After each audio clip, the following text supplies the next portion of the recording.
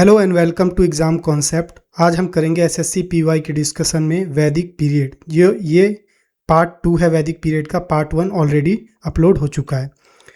तो लेक्चर को शुरू करते हैं। तो क्वेश्चन नंबर 1 जो है मतलब 21 वो है the Sankhya Darshan sect was founded by.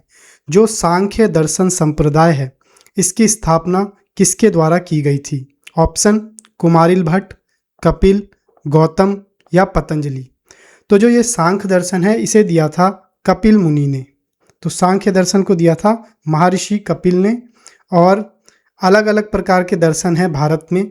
दर्शन मतलब स्कूल्स जो हैं फिलोसफिकल स्कूल। तो उसमें देखते हैं जो सांख्य दर्शन या सांख्य फिलोसफी है ना, इसके फाउंडर थे कपिल मुनि।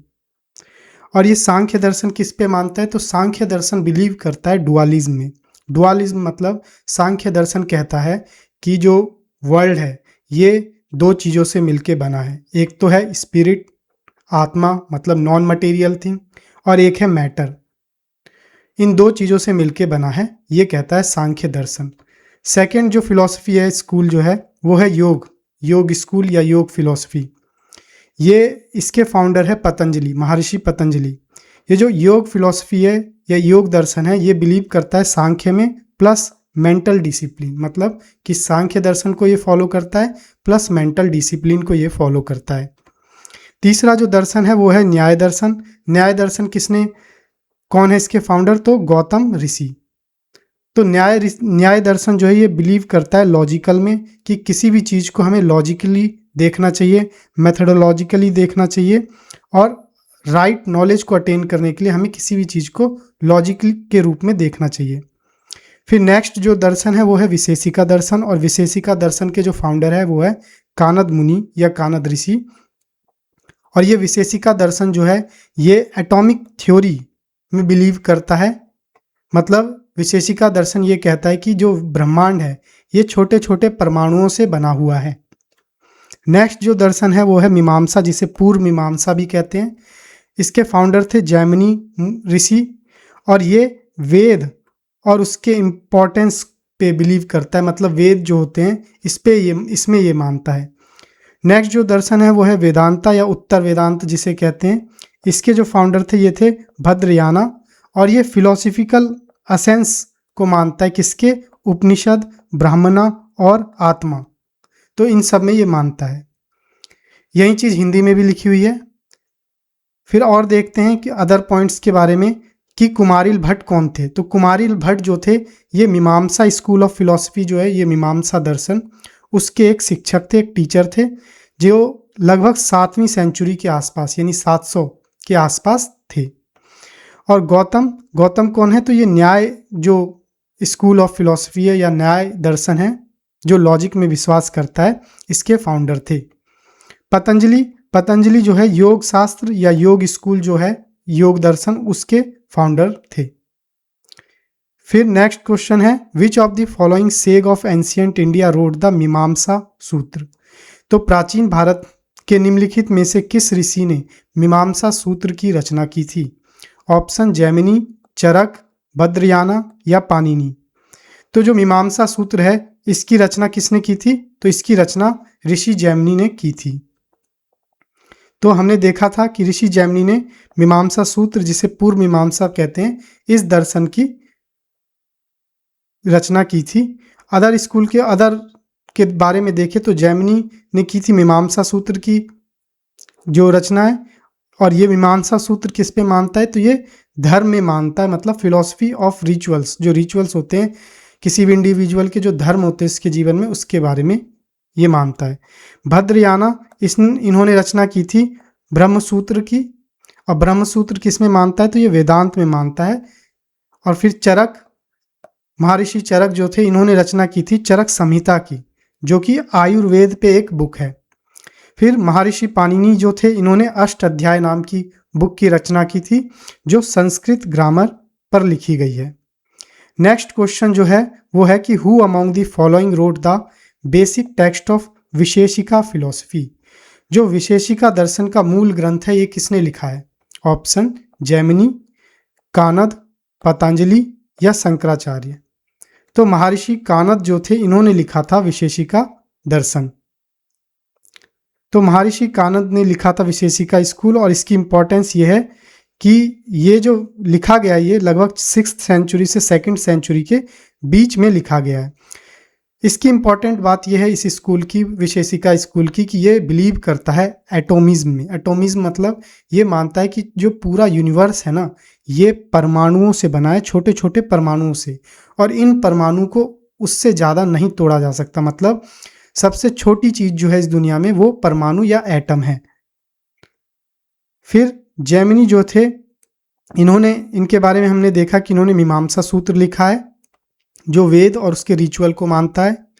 पतंजलि जिन्होंने योग सूत्र लिखा था, और शंकराचार्य इन्होंने दिया था अद्वैतवाद वेदांता का फिलॉसफी। ठीक, नेक्स्ट क्वेश्चन हम देखेंगे, who among the following belong to the Vaisheshika darshan school of philosophy. तो विशेषिका दर्शन शास्त्र जो है इससे कौन संबंधित है? ऑप्शन पतंजलि, ऋषि कानद, गौतम या जैमिनी। तो हमने देखा कि जो ऋषि कानद है इन्होंने दिया था विशेषिका दर्शन। ठीक, नेक्स्ट क्वेश्चन हम देखेंगे कि with reference to the Vedangas which of the following term denotes ritual. अगर हम वेदांग के बारे में पढ़ें तो वेदांगों में अनुष्ठान जो शब्द है इसके लिए किस वर्ड का यूज किया गया है? ऑप्शन छंद, कल्प, व्याकरण या शिक्षा। तो अनुष्ठान या रिचुअल के लिए जो वर्ड यूज किया गया है वो है कल्प। तो वेदांग के बारे में देखें तो जब वेद बने थे तो वेद में क्या होती हैं? सुक्तियां होती हैं, श्लोक होते हैं। तो इन सुक्तियों पे स्टडी जब करने लगे तो इन स्टडी करने के दौरान 6 वेदांग बने। इन 6 वेदांग में जो वेदों में जो सुक्तियां लिखी हैं, श्लोक्स लिखे हैं, उसके बारे में पर्टिकुलर स्पेसिफिक एरिया पे स्टडी की गई है। हर वेद जो है वो एक स्पेसिफिक एरिया को स्टडी करता है। हर वेदांग एक स्पेसिफिक एरिया को स्टडी करता है जो वेद में श्लोक लिखे गए हैं। ठीक, जैसे टोटल 6 वेदांग्स होते हैं। पहला है कल्प वेदांग। कल्प वेदांग क्या है? ये रिचुअल के बारे में बताता है, अनुष्ठानों के बारे में बताता है कि जो हम स्टैंडर्ड प्रोसीजर जो होना चाहिए वैदिक रिचुअल का वो क्या होना चाहिए, सेरेमनीज कैसे होना चाहिए, और जो सेक्रीफाइसेस यज्ञ होते हैं या अनुष्ठान किए जाते हैं उनके रिचुअल्स कैसे होने चाहिए, इसके बारे में बताता है कल्प वेदांग।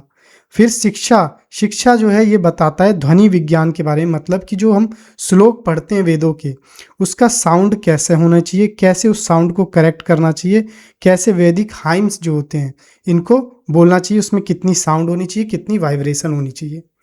फिर उसके बाद है व्याकरण।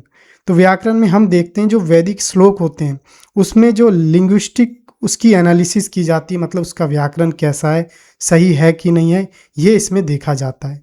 फिर है निरुक्त वेदांग। निरुक्त वेदांग में हम देखते हैं कि जो वर्ड हैं वो उनका मीनिंग क्या होता है, उसका ओरिजिन क्या होता है, ये देखा जाता है। जो श्लोक में हम जो वर्ड का यूज करते हैं ना श्लोकों में, तो उसकी ओरिजिन कैसे हुई, उसका मीनिंग क्या है, ये देखते हैं। और इसके अलावा जो डिक्शनरी जो है इसको समझने में भी निरुक्त वेदांग जो है ये हेल्प करता है।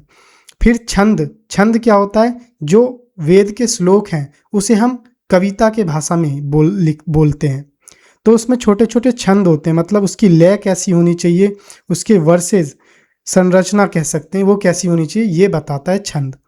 फिर ज्योतिष वेदांग क्या बताता है कि ये बताता है कि मुहूर्त होते हैं, जैसे कि शादी का मुहूर्त हो गया या कोई रिचुअल परफॉर्म करना, इसका मुहूर्त कब कैसे है, इसके बारे में हम इसमें जानते हैं। देखा कि टोटल 6 वेदांग होता है, एक शिक्षा, कल्प, व्याकरण, निरुक्त, छंद और ज्योतिष। तो ये 6 वेदांग होते हैं और इनके बारे में हमने देखा ये कैसे होते हैं। यही चीज़ हिंदी में लिखी हुई है। नेक्स्ट क्वेश्चन हम देखते हैं कि विच of the following is not a Vedang. इनमें से कौन सा वेदांग नहीं है? ऑप्शन है कल्प, छंद, मुंडक, शिक्षा। तो इसमें से कौन सा वेदांग नहीं है? तो मुंडक जो है ये वेदांग नहीं है। तो इसमें देखेंगे मुंडक क्या है। तो मुंडक एक उपनिषद है। हमने देखा था कि 4 तरीके के वेद होते थे, ऋग्वेद, सामवेद, यजुर्वेद, अथर्ववेद। इन चारों वेदों को एक्सप्लेन करने के लिए कई और बुक्स लिखे गए थे। तो जैसे कि हमने देखा वेदांग क्या होते हैं? जो श्लोक होते हैं वेदों में, इनके बारे में स्टडी किया जाता है हमें वेदांगों में। और इसके अलावा उपनिषद होते हैं, अर्यंकाज होते हैं और ब्राह्मणाज होते हैं। ब्राह्मणाज क्या होते हैं?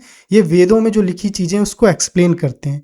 वैसे ही उपनिषद होते हैं, हर वेद के अपने उपनिषद भी होते हैं और अपने ब्राह्मणाज भी होते हैं, अपने अर्यंकाज भी होते हैं। तो वैसे ही मुंडक क्या है? मुंडक एक उपनिषद है। और ये मुंडक उपनिषद किस वेद का उपनिषद है? तो ये जो है किस वेद का उपनिषद है? तो हम इसको देखेंगे कि ये अथर्ववेद का उपनिषद है। और मुंडक उपनिषद क्यों फेमस है? तो मुंडक उपनिषद इसलिए फेमस है क्योंकि जो सत्यमेव जयते जो वर्ड लिया गया है, जो कि इंडिया का नेशनल मोटो है, ये मुंडक उपनिषद से ही लिया गया है। बाकी देखें अदर ऑप्शन के बारे में, तो ये बाकी जितने भी अदर ऑप्शन हैं ये वेदांग ही हैं। जैसे कल्प एक वेदांग है जिसके बारे में हम देखा था, इसमें जो रिचुअल्स होते थे इसके बारे में बताया गया है। छंद जो है ये भी एक वेदांग है जिसमें जो लय होती है श्लोकों को बोलने के लिए, पोइटिक लय जो होती है इसके बारे में बताया गया है। मुंडक के बारे में हमने देखा भी। और शिक्षा में हम जो ध्वनि होती है, साउंड होता है जो श्लोक को बोलने के लिए, उसके बारे में बताया गया है। नेक्स्ट क्वेश्चन जो है कि how many Vedang are there in total? तो टोटल कितने वेदांग होते हैं? ऑप्शन 2, 6, 5, 10। तो टोटल 6 वेदांग होते हैं। तो हमने देखा कि ये टोटल 6 वेदांग होते हैं। और वेदांग क्या होते हैं? लिम्स ऑफ वेद, मतलब वेदों के ही अंग। वेद बनने के बाद जो उनके श्लोकों पे स्टडी की गई थी उसे ही वेदांग कहते हैं। और 6 वेद हमने देखा था, शिक्षा, व्याकरण, छंद, निरुक्त, ज्योतिष और कल्प। तो ये 6 वेदांग हमने देखा था। यही चीज़ हिंदी में भी लिखी हुई है। नेक्स्ट क्वेश्चन जो है कि at one stage in the Vedic age the king was called gopati which mean. तो वैदिक युग में एक ऐसा समय आया था जब राजा को गोपति कहा जाता था। उसका क्या मतलब होता है? ऑप्शन है Lord of the universe, Lord of the people, Lord of the land या लॉर्ड ऑफ द कैटल। तो गोपति का मतलब होता है लॉर्ड ऑफ द कैटल। तो आगे देखते हैं कि Lord of the capital, Lord of the cattle मतलब होता है। तो गोपति की सिग्निफिकेंस हम देखते हैं। तो जो ऋग वैदिक एज है इसे 2 पार्ट में बांटा जाता है। पहला है अर्ली ऋग वैदिक एज और पहला है वैदिक एज है, इसे 2 पार्ट में बांटा जाता है। पहला अर्ली वैदिक एज और सेकंड लेटर वैदिक एज। तो अर्ली वैदिक एज के टाइम पे क्या था, जो वहाँ के लोग थे वैदिक पीरियड के, वो ज़्यादातर पास्चोरल थे। पास्चोरल मतलब पशुपालन करते थे, यही इनकी मेन चीज़ होती थी। तो जिनके पास ज़्यादा पशु होते थे, पशु मतलब कि जो गाय हो गई वो पशु, मतलब कैटल्स, गाय। क्यों? क्योंकि गाय दूध देती थी और उन दूध से उनका खाना पीना चलता था। और गाय जो बछड़े देती थी उससे एग्रीकल्चर में हेल्प होती थी। तो इसलिए गाय को बहुत इंपॉर्टेंट माना जाता था अर्ली वैदिक पीरियड में। और गाय को इतना इंपॉर्टेंट माना जाता था कि जिसके पास ज़्यादा गाय होती थी उसे सबसे ज़्यादा धनी माना जाता था और गायों के लिए ही युद्ध होता था। और राजा का एक कर्तव्य ये होता था कि वो अपने जिस ट्राइब का वो राजा है उस ट्राइब की जितनी भी गाय हैं उनको अदर ट्राइब से प्रोटेक्ट करे। तो इसलिए गौपति का मतलब होता है, गौ मतलब गाय, पति मतलब प्रोटेक्टर, यानी गायों का प्रोटेक्टर। तो उस समय जो राजा होता था वो एक टेरिटोरियल किंग नहीं होता था, एक जगह का राजा नहीं होता, वो बस अपनी ट्राइबल का लीडर होता था। और उसका काम होता था कि कोई भी युद्ध होता है उसमें अपने लोगों को प्रोटेक्ट करे प्लस उनके गायों को प्रोटेक्ट करे। वेदों में और भी टर्म्स दिए गए हैं गाय के ऊपर, जैसे गवेषणा। गवेषणा का मतलब होता है सर्च फॉर काव, मतलब काव के बारे में, काव की खोज करना, गाय की खोज करना, इसको हम देखते हैं हिंदी में। तो गवेषणा का मतलब होता है गायों की खोज। और ये शब्द युद्ध में ज़्यादातर यूज होता था क्योंकि गाय के लिए ही ज़्यादातर युद्ध होते थे अर्ली वैदिक पीरियड में। इसके बाद गोधूलि का मतलब होता है गायों की पैर की धूल। गोधूलि वह समय होता था जब गाय वापिस चारा चर के घर पे आती थी, तो उस शाम के समय तो उसे कहते थे गोधूलि। गोमत का मतलब होता है धनी व्यक्ति, मतलब जिसके पास ज़्यादा गाय होती थी उस समय वो सबसे ज़्यादा धनी होता था, रिच होता था। दुहित्री का मतलब होता है बेटी या डॉटर। क्यों? क्योंकि वो गाय को दूहती थी, गाय का दूध निकालती थी, इसलिए उसे दुहित्री कहते थे। इसके बाद अदर टर्म्स के बारे में अगर हम देखें तो लॉर्ड ऑफ यूनिवर्स, ये लेटर वैदिक एज के बाद जो महाजनपद आएगा उस समय ये टर्म्स यूज होने लगा, जैसे कि सम्राट या चक्रवर्ती, जिसका मतलब होता था लॉर्ड ऑफ यूनिवर्स। फिर लॉर्ड ऑफ द पीपल का मतलब होता है अपने लोगों का राजा, जो कि इसका मतलब विश या कह सकते हैं राजन या गोपति, ये भी कह सकते हैं। लॉर्ड ऑफ लैंड जो है ये बहुत ही बाद में आएगा, लेटर वैदिक एज के बाद में, जब जमीन के लिए यानी अब लैंड के लिए, जमीन के लिए लड़ाई होने लगेगी। अब मोनार्क जो है, राजा जो है अपनी ट्राइब का राजा ना होके एक जगह का राजा होने लगेगा। नेक्स्ट क्वेश्चन हम देखते हैं, the Vedic civilisation in India flourish along the river. तो भारत में जो वैदिक सभ्यता थी किस नदी के किनारे फली फूली? इनमें से ऑप्शन है तापी, गोदावरी, नर्मदा या सरस्वती। तो जो वैदिक सभ्यता थी, वैदिक सिविलाइजेशन थी, वो सरस्वती नदी के किनारे फली फूली थी। तो हम देखेंगे कि वैदिक सिविलाइजेशन दो पार्ट में हमने बांटा, अर्ली वैदिक पीरियड और लेटर वैदिक पीरियड। तो जो अर्ली वैदिक पीरियड था वो था लगभग 1500 बीसी से 1000 बीसी तक। तब ये जो वैदिक एज के जो लोग होते थे ये सप्त सिंधु नदी के किनारे रहते थे, जिसमें से एक नदी थी सरस्वती नदी, जिसे उस time best of the river कहते थे, यानी सर्वोत्तम देवी, और इसे देवी का स्वरूप दिया गया था। इसके बाद हम ये देखेंगे कि जो वैदिक एज के लोग थे ये सप्त सिंधु नदी के किनारे रहते थे। सप्त सिंधु मतलब जो इंडस रिवर है या सिंधु रिवर है वो, प्लस उसकी 6 जो ट्राइब्यूटरी थी। तो 6 ट्राइब्यूटरी कौन कौन सी थी? तो ये हमने पहले भी देखा है। उसमें से एक ट्राइब्यूटरी थी जो थी सरस्वती, जिसका बहुत ज़्यादा बार मेंशन है वेदों में, और इसे देवी का दर्जा दिया गया था। फिर हुआ क्या कि लेटर वैदिक आते आते ये जो वैदिक एज के लोग हैं ये धीरे धीरे अब सप्त सिंधु से माइग्रेट करके गंगा और यमुना प्लेन की तरफ, मैदानों की तरफ, गंगा और यमुना मैदानों की तरफ बढ़ने लगे। अगर हम अदर ऑप्शन के बारे में देखें, तापी, गोदावरी और नर्मदा, तो ये सेंट्रल इंडिया की तरफ है और साउथ इंडिया की तरफ है, जो कि वेदों में नहीं मेंशन है, मतलब कि वैदिक लोग यहाँ पे नहीं गए थे। नेक्स्ट क्वेश्चन अगर हम देखें तो द वेदा, उपनिषद, पुराण, धर्म सूत्र और are all written in which language. मतलब कि वेद हो गए, उपनिषद हो गए, पुराण हो गए और धर्म सूत्र हो गए, ये किस भाषा में लिखे गए हैं? ऑप्शन हिंदी, प्राकृतिक, पाली या संस्कृत। तो इसका सही आंसर है संस्कृत। जितने भी ये वेद हो गए, उपनिषद हो गए, पुराण या धर्म सूत्र हो गए, ये सब संस्कृत लैंग्वेज में लिखे गए हैं। क्यों? अगर हम अदर ऑप्शन के बारे में देखें वो क्यों इनकरेक्ट है, तो हिंदी जो है ये बहुत बाद में लैंग्वेज आई है। हालांकि हिंदी लैंग्वेज खुद संस्कृत से ही इवॉल्व होके बनी है, लेकिन ये बहुत बाद में आई है। पाली लैंग्वेज देखें तो पाली लैंग्वेज जो थी ये बुद्धिज़्म की लैंग्वेज है, क्योंकि थेरावाद बुद्धिज़्म की मेन लैंग्वेज पाली ही थी, और ज़्यादातर बुद्धिस्ट टेक्स्ट जो हैं जैसे कि त्रिपिटक, ये पाली लैंग्वेज में लिखे गए हैं। इसके बाद प्राकृतिक लैंग्वेज जो है उस समय की, लेटर वैदिक एज के बाद में जो महाजनपद आया उस समय प्राकृतिक लैंग्वेज जो है ये आम लोगों की भाषा थी। और जो जैन धर्म है, जैन धर्म की जो किताबें हैं ये प्राकृतिक लैंग्वेज में भी लिखी गई है मेनली। देखें हम तो which of the oldest Veda among the 4 वेद। तो चारों वेदों में सबसे पुराना वेद कौन सा है?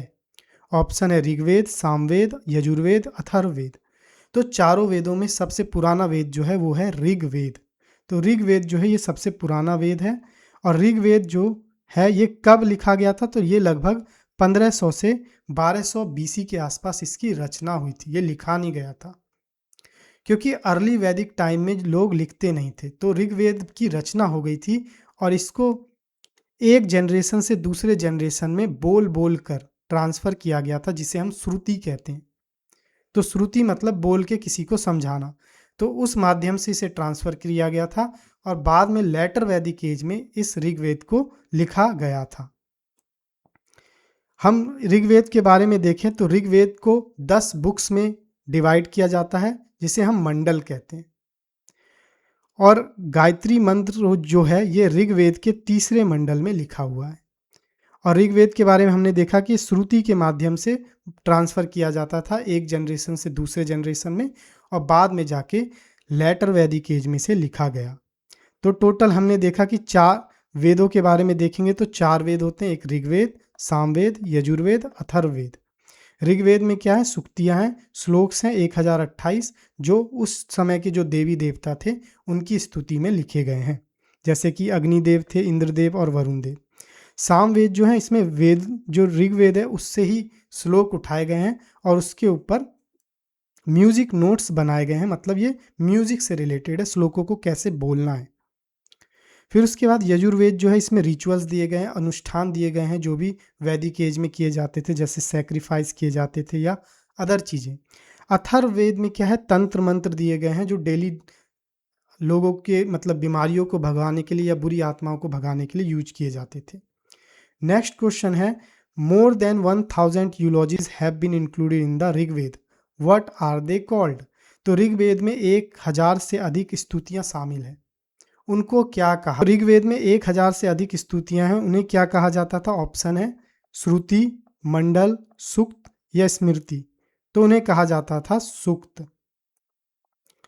तो ऋग्वेद के बारे में हमने देखा कि ऋग्वेद जो है इनमें 1028 सूक्तियां हैं और वो किसके फॉर्म में है? तो ये एक भजन के फॉर्म में, जिसमें जो उस समय के देवी देवता थे उनका भजन किया जाता था। ठीक, इसके बाद हम देखें तो 1028 सूक्तियाँ ये भी हमने देख लिया और 10,000 से ज़्यादा इसमें श्लोक हैं। फिर उसके बाद देखें तो जो ऋग्वेद है इसे 10 मंडल में बांटा गया है। मंडल क्या होते हैं? जिसमें ऋग्वेद को बांटा गया 10 बुक्स में, उसे कहते हैं मंडल।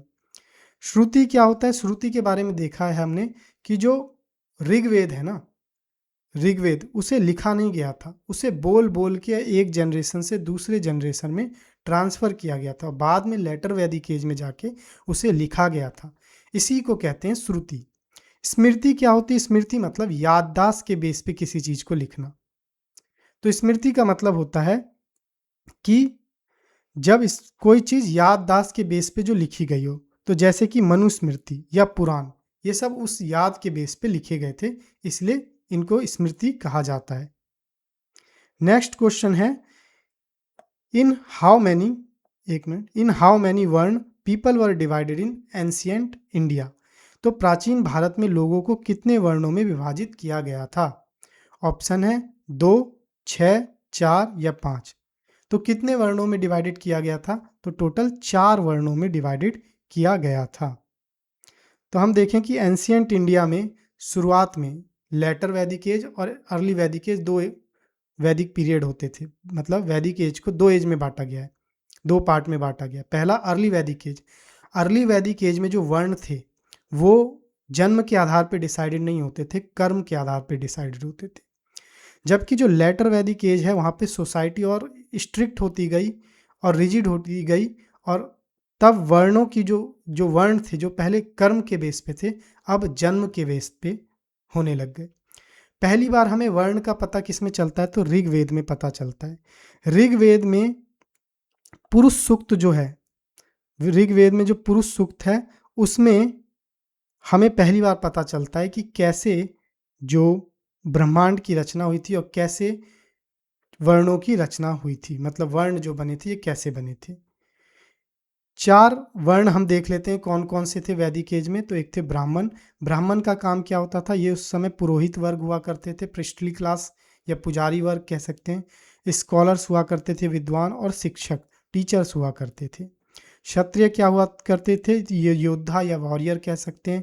और रूलिंग क्लास जो राज करते थे वो हुआ करते थे, और इनका काम होता था लॉ एंड ऑर्डर को मेंटेन करना और अपनी जनता को प्रोटेक्ट करना। वैश्य क्या करते थे? वैश्य जो थे व्यापार करते थे, किसानी करते थे, खेती करते थे, और आर्टिसन जो होते थे ये भी वैश्य ही होते थे। शूद्र क्या करते थे? थियोरेटिकली इनका काम होता था बाकी तीनों वर्णों को सपोर्ट करना, असिस्ट करना, पर वैसे ये अदर काम भी करते थे। नेक्स्ट जो क्वेश्चन है, the Rigveda is divided into dash book और मंडल? तो ऋग्वेद को कितने बुक या मंडलों में विभाजित किया गया? ऑप्शन 34, 10, 8 या 12। तो हमें पता है कि ऋग्वेद को 10 बुक या उसे ही मंडल कह सकते हैं, 10 मंडल में विभाजित किया गया है। तो ऋग्वेद जो है इसे 10 मंडल में विभाजित किया गया है, और उन सभी मंडल में अपने अपने सूक्त और हाइम्स होते हैं। तो इन मंडलों के बारे में अगर हम पढ़ें तो ऋग्वेद चारों वेदों में सबसे पुराना वेद है ऋग्वेद, और ऋग्वेद में 10 मंडल हैं। उनमें से सबसे पुराने जो मंडल हैं वो लेके हैं मंडल 2 से लेकर मंडल 7, ये सबसे पुराने मंडल है और इनको हम फैमिली बुक या पारिवारिक ग्रंथ भी कह सकते हैं। क्यों? क्योंकि इन मंडल में जो उस समय के ऋषि मुनि होते थे उनके बारे में प्लस उनकी फैमिली के बारे में बताया गया है। जैसे कि एक ऋषि थे धृष्मदा और विश्वामित्र ऋषि वशिष्ठ, इनकी फैमिली के बारे में और इनके बारे में बताया गया। सबसे आखिर में जो मंडल जोड़ा गया था ऋग्वेद में वो था मंडल 1 और मंडल 10, और इसी में मंडल 10 में एक पुरुष सूक्त है जिसमें यह बताया गया कि ब्रह्मांड की रचना कैसे हुई थी और 4 वर्णों की रचना कैसे हुई थी। मंडल 9 जो है इसमें भगवान सोम के बारे में बताया गया जो कि जल या पानी जो होता है वाटर उसके देवता है। मंडल 8 में जो उस समय के राजा थे कण्व, उनकी फैमिली के बारे में बताया गया है। नेक्स्ट क्वेश्चन जो है वो है द कलेक्शन ऑफ वैदिक हाइम और मंत्र इज कॉल्ड। वैदिक मंत्र या भजनों के संग्रह को क्या कहा जाता है? ऑप्शन गायत्री, बाली, विधाता या संहिता। तो इसका सही आंसर है संहिता कहा जाता है। तो संहिता मतलब होता है एकत्र यानी कलेक्शन और जुड़ा हुआ जॉइंट। तो इसमें प्रेयर्स दिए गए हैं, हाइम्स दिए गए हैं किसके लिए? जो उस समय के देवी देवता थे। तो टोटल 4 संहिता थे। हर वेद का अपना एक संहिता होता है, तो इसलिए ऋग्वेद के संहिता को हम कहेंगे ऋग्वेद संहिता, सामवेद के संहिता को कहेंगे सामवेद संहिता, यजुर्वेद के संहिता को कहेंगे यजुर्वेद संहिता और अथर्ववेद के संहिता को कहेंगे हम अथर्ववेद संहिता। अदर ऑप्शन के बारे में अगर हम देखें तो बलि का मतलब क्या होता है? अगर हम लेटर वैदिक एज में देखेंगे तो बलि का मतलब होता है जानवरों की बलि देना। लेकिन अर्ली वैदिक एज में जो बलि का मतलब होता था कि जब लोग अपनी स्वेच्छा थे मतलब वॉलेंटरली राजा को कुछ दान दक्षिणा देते थे, ट्राइब्यूटरी देते थे, उसे ही बलि कहते थे। विधाता क्या होता था? विधाता वैदिक टाइम पे एक असेंबली होती थी, जो जनसभा होती थी एक तरीके की, जो ट्राइबल्स थे उनके बारे में, जिसमें मिलिट्री, रिलीजियस या सोशल मैटर को डिस्कस किया जाता था। गायत्री क्या होती? तो गायत्री का मतलब होता था एक तरीके से गोत्र, जैसे रिश्तेदारी जिसे कह सकते हैं। Next question is all of the following are principal deities of Vedic pantheon except, मतलब इनमें से जो ऑप्शन दिए गए इनमें से सभी जो हैं वैदिक देवी देवता हैं, एक को छोड़ के, वो कौन है? नहीं है। ऑप्शन है दुर्गा, अग्नि, इंद्र या सोम। तो देवी दुर्गा जो है ये वैदिक एज की देवी नहीं है, मतलब वैदिक एज में इनका मेंशन नहीं है वैदिक बुक्स में। तो फिर दुर्गा देवी है कौन? तो जब लेटर बाद में हम देखेंगे महाजनपद के आसपास जब पुराणों की रचना हुई थी तो उसमें दुर्गा देवी का मेंशन है, जबकि अर्ली वैदिक एज में इनका कोई मेंशन नहीं है। तो अर्ली वैदिक एज के जो देवी देवता हैं वो कौन थे? तो पहले भगवान इंद्र, ये किसके देवता थे? तो ये देवताओं के राजा थे, और ये बारिश जो रेन होती है उसके भी देवता थे, और थंडर जो होते हैं बादल जो गरजते हैं उसके भी देवता थे।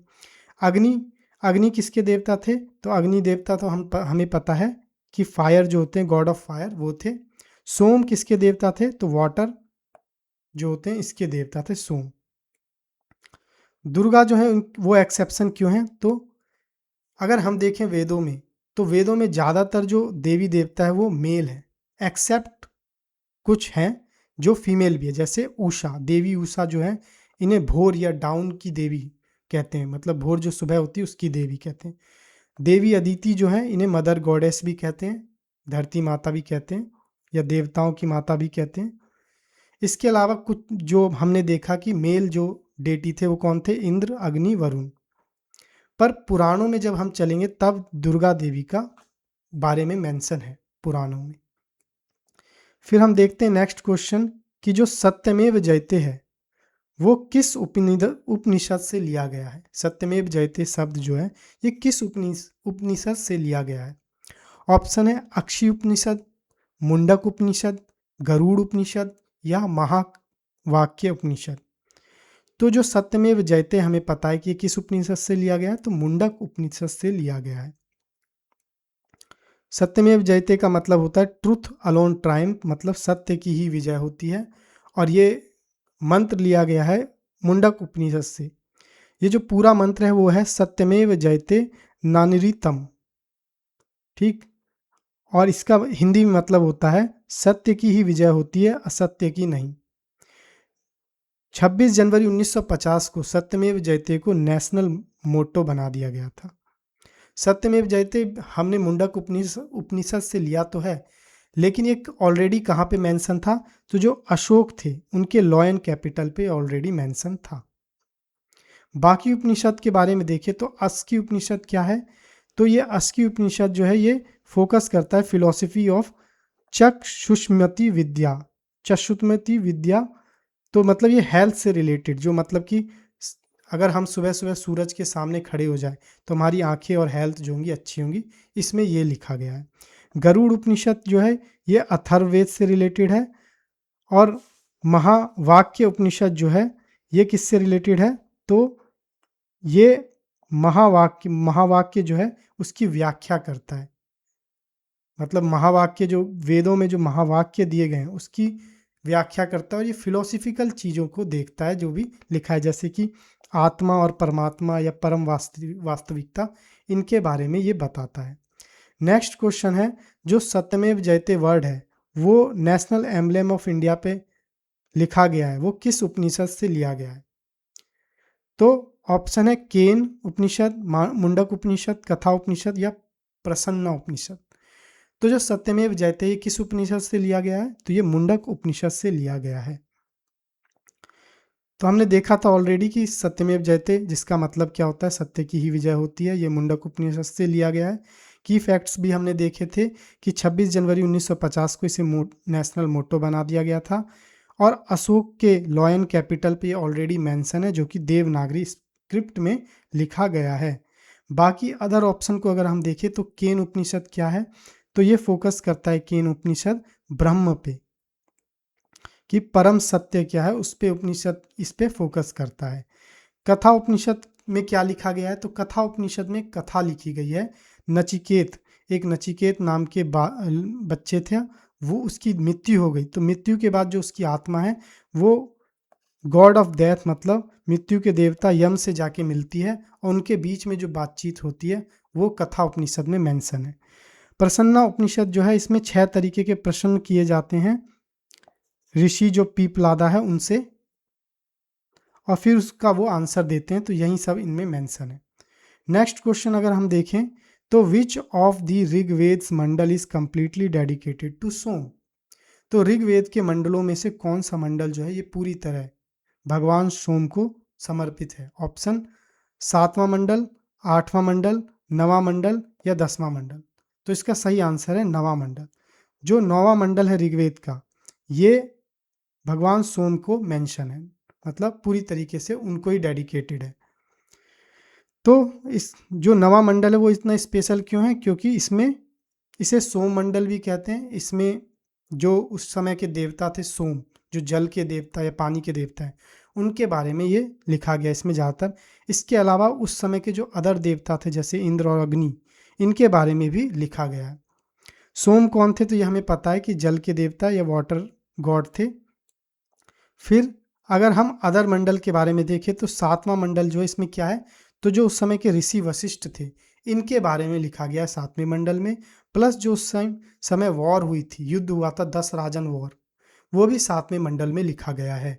इसके बाद 8वें मंडल में क्या है, तो उस समय जो राजा होते थे कर्ण वंश कह सकते, कर्ण राजा जो थे उनके बारे में लिखा गया है। 10वें मंडल में क्या है, तो 10वें मंडल में पुरुष सूक्त है। ऋग्वेद के 10वें मंडल में पुरुष सूक्त है, जिसमें यह बताया गया है कि ब्रह्मांड की उत्पत्ति कैसे हुई थी और 4 वर्ण जो बने थे वो कैसे बने थे। इसके अलावा नसद्या सूक्त भी है इसमें 10वें मंडल में, जिसमें यह बताया गया है जो हाइम्स हैं वो कैसे क्रिएट किए गए थे। जो श्लोक्स होते हैं ना हाइम्स, वो कैसे बने थे, क्रिएट किए गए थे। नेक्स्ट क्वेश्चन अगर हम देखें तो पुरुष सूक्त जो है वो एक हाइम है, विच वेद मतलब किस वेद का, मतलब पुरुष सूक्त किस वेद का एक भजन है या हाइम है। तो ऑप्शन है अथर्ववेद, यजुर्वेद, ऋग्वेद या सामवेद। तो हमें पता है कि जो पुरुष सूक्त है ये किस वेद का हाइम है, मतलब किस वेद में है, तो ये ऋग्वेद में दिया गया है। तो ऋग्वेद पुरुष सूक्त जो है ये ऋग्वेद के 10वें मंडल में दिया गया है, और ये इंपॉर्टेंट क्यों है पुरुष सूक्त? क्योंकि इसी में बताया गया कि ब्रह्मांड की उत्पत्ति कैसे हुई थी और 4 वर्णों की उत्पत्ति कैसे हुई थी। और इसी के साथ ये लेक्चर खत्म होता है। चैनल को सब्सक्राइब जरूर करें। Thank you.